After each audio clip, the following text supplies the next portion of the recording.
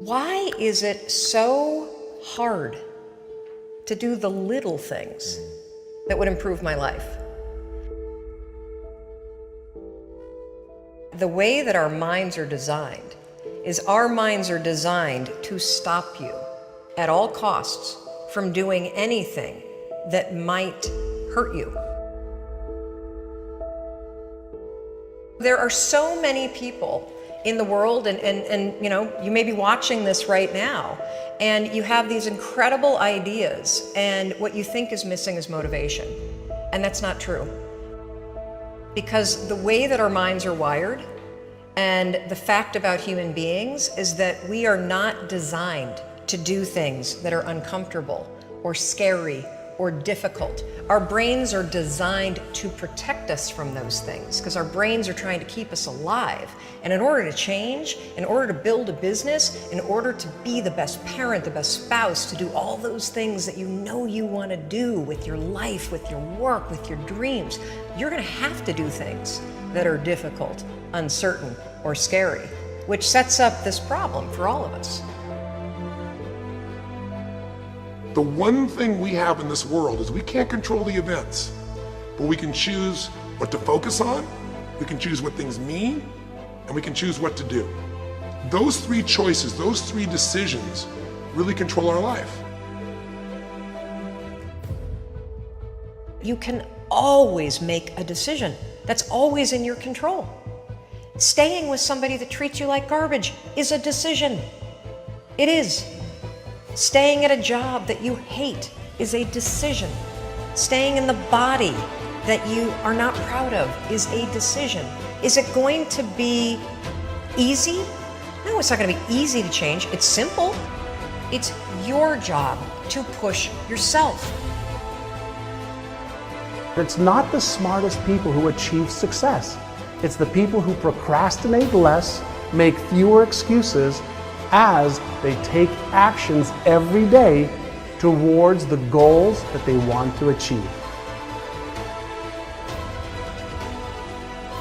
Indecision is the thief of opportunity. Indecision means the door is still closed. Indecision means the opportunity waits. Indecision means what could be is postponed or may never be. If you want to be successful at anything in life, never leave the sight of setting a goal without doing something that commits you to fulfillment. The next morning, the alarm goes off, and I pretended NASA was there. It's the stupidest story. I literally went 5, 4, 3, 2, 1. I counted out loud, and then I stood up. And I'll never forget standing there in my bedroom. It was dark, it was cold, it was winter in Boston. And for the first time in 3 months, I had beaten my habit of hitting the snooze button. There were moments all day long, just like that 5-second moment in bed, where I knew, knowledge, what I should do. And if I didn't move within 5 seconds, my brain would step in and talk me out of it. Every human being has a 5-second window. It might even be shorter for you. You have about a 5-second window in which you can move from idea to action before your brain kicks into full gear and sabotages any change in behavior. Your life is what you think it should be.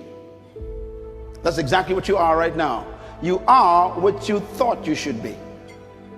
And if you don't like who you are, you got to change what you think you should be. What you think is more important than what you do.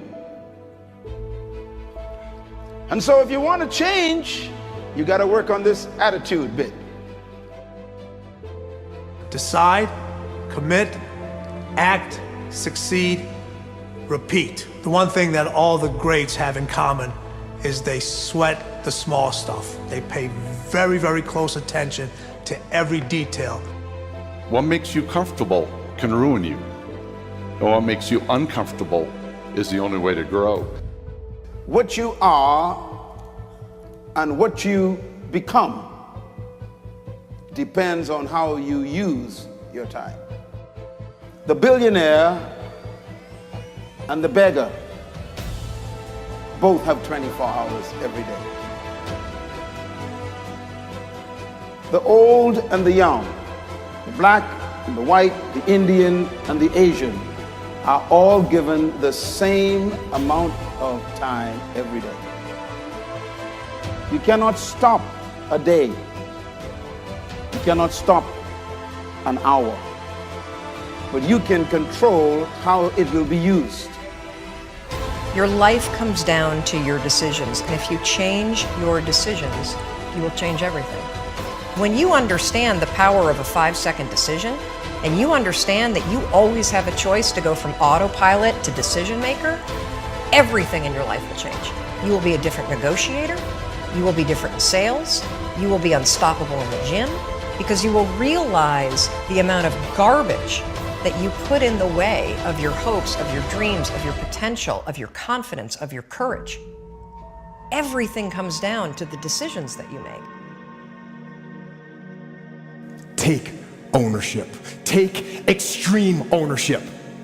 Don't make excuses. Don't blame any other person or any other thing. Get control of your ego. Take ownership of everything in your world, the good and the bad. Take ownership of your mistakes. Take ownership of your shortfalls. Take ownership of your problems. And then take ownership of the solutions that will get those problems solved. Take ownership of your mission. Take ownership of your job, of your team, of your future, and take ownership of your life. The first source of inspiration is deciding. Second source of inspiration is planning. And now, here's a big source of inspiration, beginning. Getting started. Actually turning thought and the notes on the paper, the plans, actually now committing it to action. Getting started. I'm a humongous believer that ideas are and that execution's the game. Well, I think the one thing that discipline definitely does help you with is it helps you get things done. And when you get things done, when you actually do things, you have more success. If you have more success, and sometimes a big part of success is just not being f***ing lazy and just doing it. Yeah. That's like 90% of it is just showing up. Get there and start working. Like, you're not gonna feel perfect every day. If I only worked out when I felt good, I'd be a fat f***. Discipline, it does start with waking up early. It really does. But that is just the beginning. And I always say that discipline is the root of all good qualities.